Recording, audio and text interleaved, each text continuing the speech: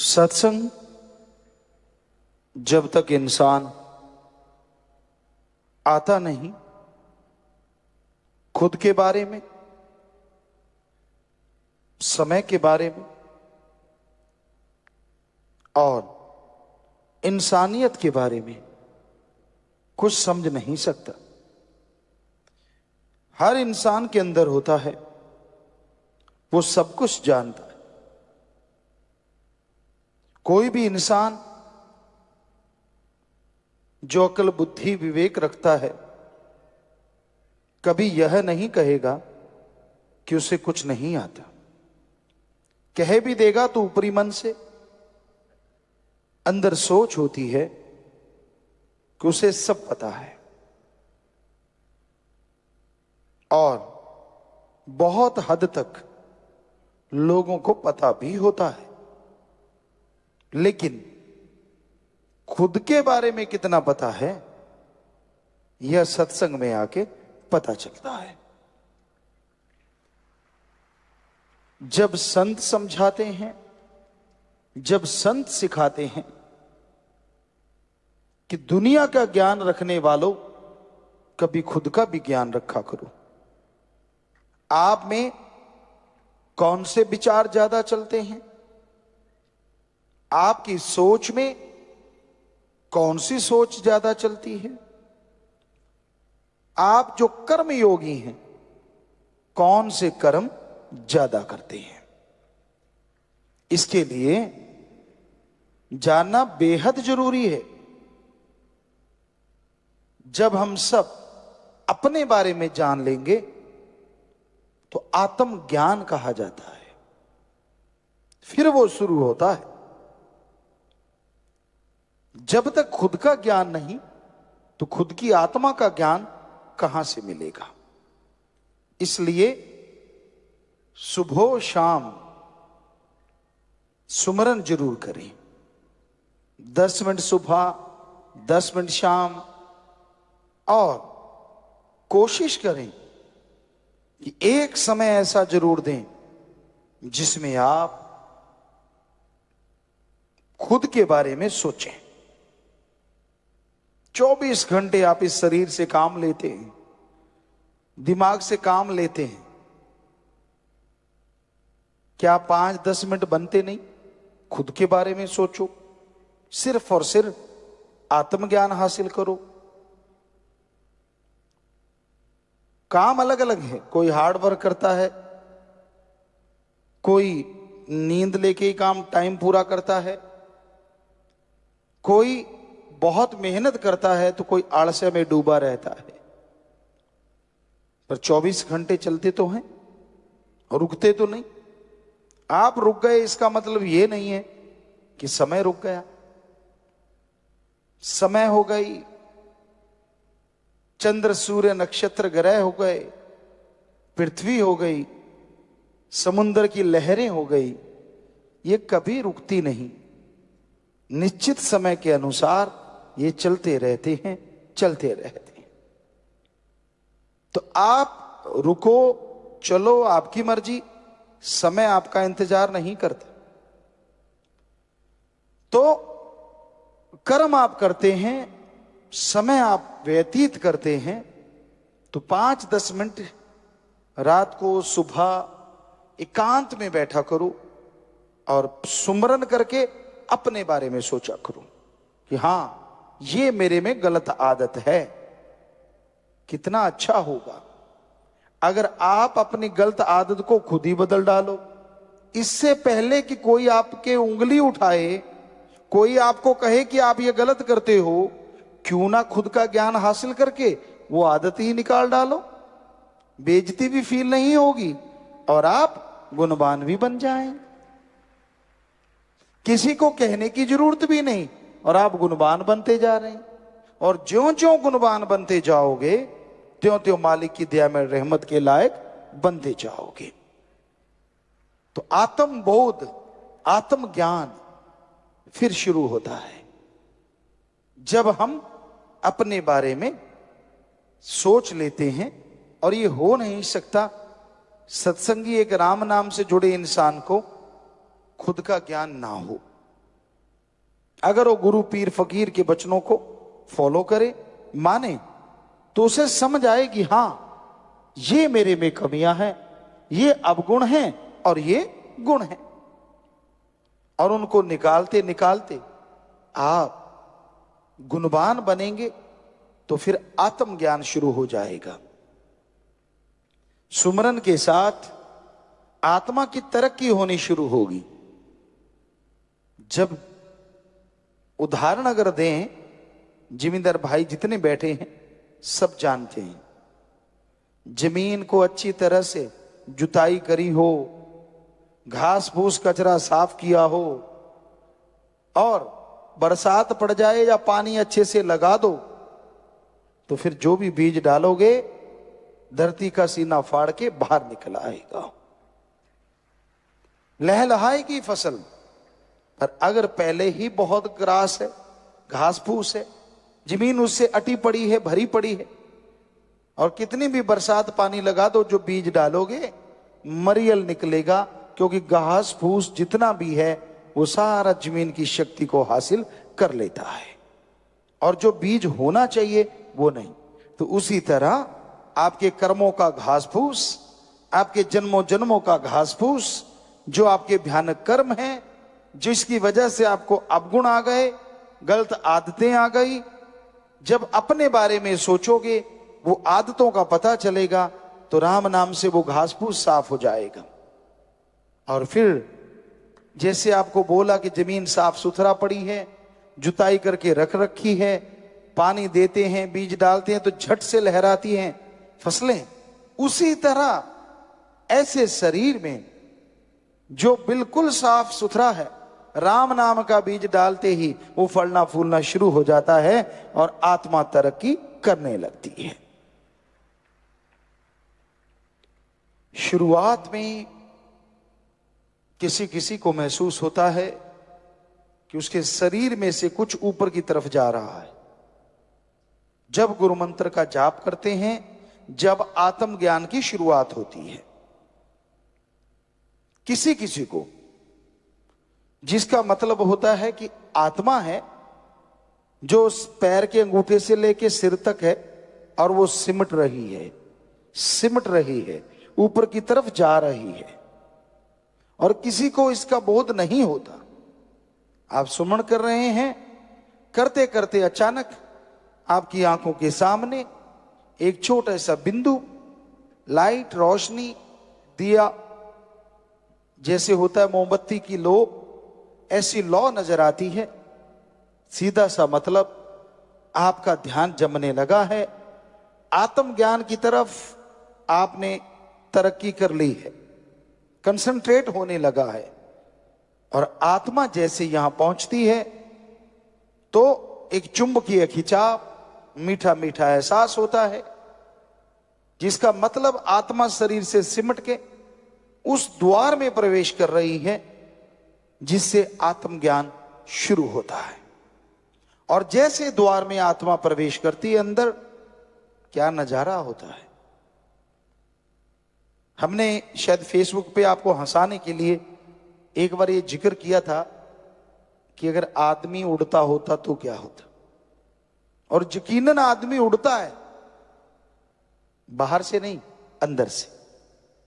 क्या आपका दिल नहीं करता कि आप नीले गगन में उड़ते फिरो? क्या आपका दिल नहीं करता कि इन तारों के पास छू के निकल जाओ? क्या आपका दिल नहीं करता चंद्र सूर्य नक्षत्र ग्रह को पार करके आगे देखें है क्या? आसमान आखिर कहां खत्म होता है? कहां? चंद्रमा से आगे, सूरज से आगे, कहां? इच्छा तो होती है पर कर नहीं पाते आप सोचते हो कौन रॉकेट बनाए, पता नहीं कोई दुनिया में एक आध बनाता। अरे आप खुद स्वयं रॉकेट हैं। आपकी आत्मा की जितनी स्पीड है, प्रकाश तो उसके नजदीक भी नहीं है, इतनी स्पीड है आपकी आत्मा की, इतनी गति है आपकी आत्मा की। पलक झपकते ही वो खंड ब्रह्मांड पार कर जाती है, इतनी स्पीड है। पर उस आत्मा को ईंधन तो देना होगा। सारा दिन मन की खुराक, सारा दिन शरीर की खुराक, तो आत्मा की खुराक राम का नाम है। जैसे ही आत्मा इस प्रवेश द्वार में 10वें द्वार में प्रवेश करती है तो फिर आत्मज्ञान होता है, खुद को फील होता है कि मैं उड़ रहा हूं। फिल्म में भी आपने सुना मैं तो उड़ूंगा, वैसे तो वो हंसने का है, लेकिन हकीकत में भी आप उड़ सकते हैं। वो क्योंकि फकीर ऐसे वैसे तो करता नहीं कुछ, आप उड़ सकते हैं रियल में। और उड़े भी ऐसे, ना रॉकेट उड़े, ना जहाज उड़े, ना कुछ और उड़े, लेकिन अंदर ही अंदर उड़े, बाहर नहीं। बाहर की तो एक कल्पना है, आपके पंख होते या ये होता या वो होता तो वो तो एक कल्पना बना के बातें कर सकते हैं, लेकिन वास्तविकता यही है, आपके पंख भी हैं, सब कुछ है, स्पीड भी आपकी बेहद ज्यादा है, लेकिन आप गाड़ी का इंजन ही बंद किए बैठे हैं। अब गाड़ी चाहे 1000 किलोमीटर प्रति मिनट भागती हो या 1 घंटे में 1000 किलोमीटर दौड़ती हो, अगर इंजन ही बंद है तो क्या करेगा? इंजन तो स्टार्ट करना पड़ता है ना, उसमें ऑयल डालने पड़ते हैं, आप प्लग वगैरह सब चेक करते हैं, बैटरी का करंट देना है, सब कुछ।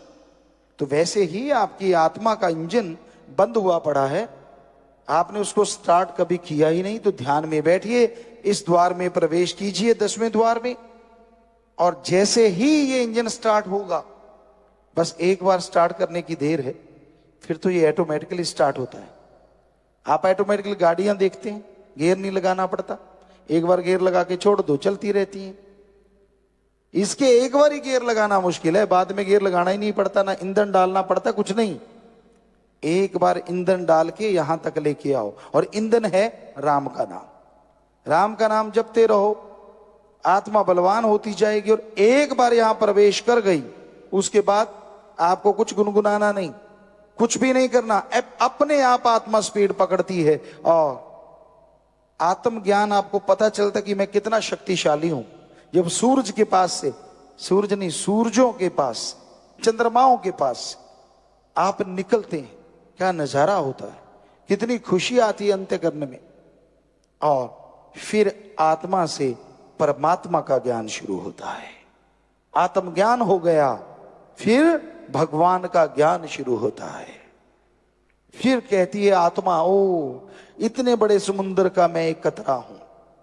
पहले तो ये लगता है कि मैं बड़ी पावरफुल हूं, लेकिन जैसे सुई की नोक की तरफ बंद होता है ये खंडों ब्रह्मंडों को, वो उस रास्ते से आगे निकलती है, पार ब्रह्म होती है, तब पता चलता है हो मैं तो एक कण हूं, मालिक तो बड़े विशालकाय हैं।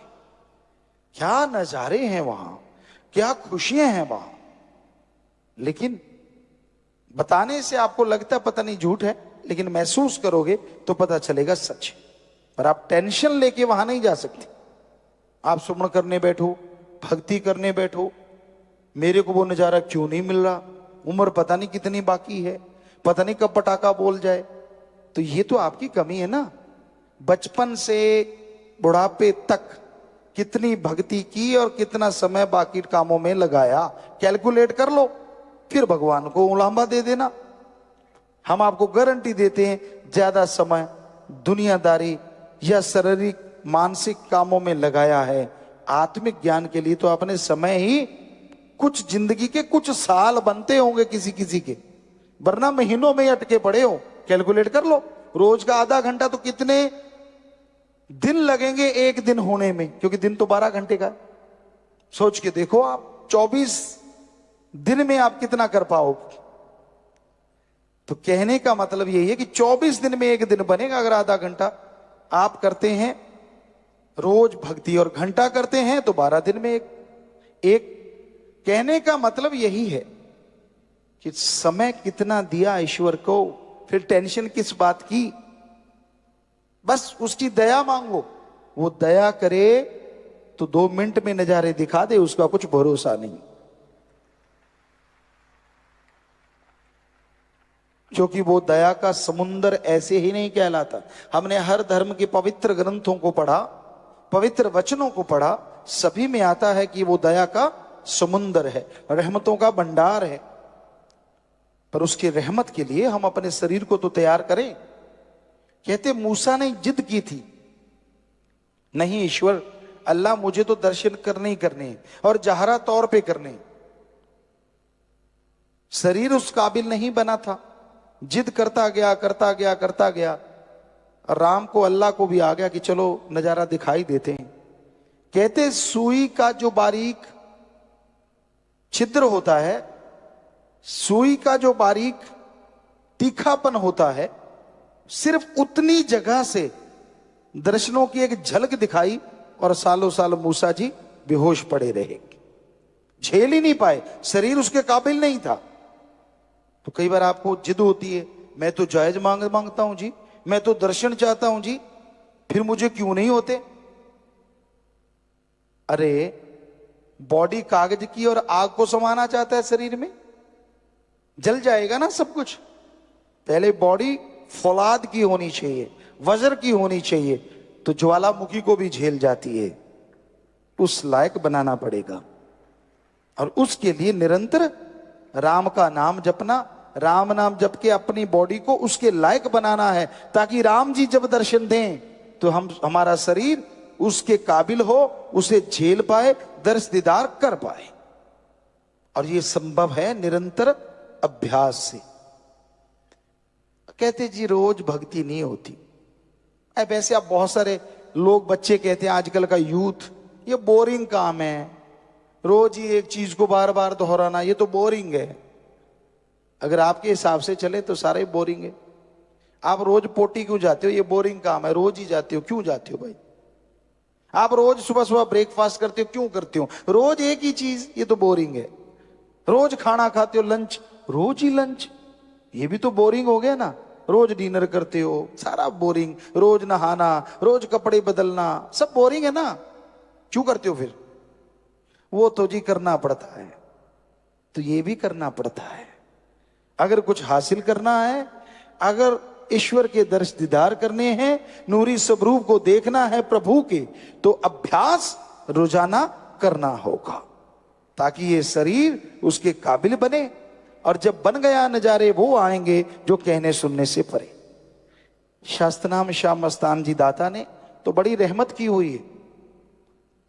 सुमरण अभी आपने इतना किया नहीं होता, भक्ति करी नहीं होती, थोड़ी भावना शुद्ध होती है, सेवा करते हो, हाजिरी सत्संग में लगाते हो, और परमात्मा दर्श दीदार देने शुरू कर देता है।